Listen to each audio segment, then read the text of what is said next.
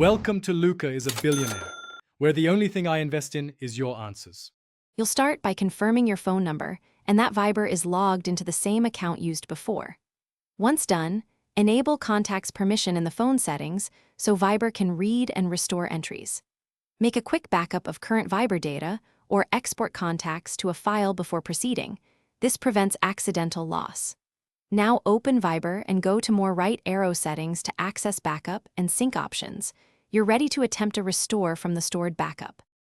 You'll find restore controls under settings right arrow account, right arrow Viber backup. Select the backup tied to your phone number, Google Drive on Android or iCloud on iPhone, and tap restore. This pulls messages and associated contact info from the cloud. Make sure your device is on Wi-Fi and plugged in to avoid interruptions.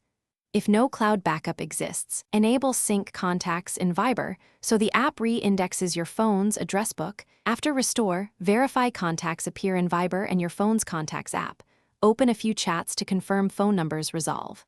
If items are missing, reboot the device, reopen Viber, and force a resync from settings right arrow privacy, right arrow contacts. Sometimes a restart triggers the merge. If gaps persist, export a VCF from your old phone or email account and import it into contacts, then enable Viber sync again. One tip: check that country code formatting is consistent. Mismatched codes often block identification.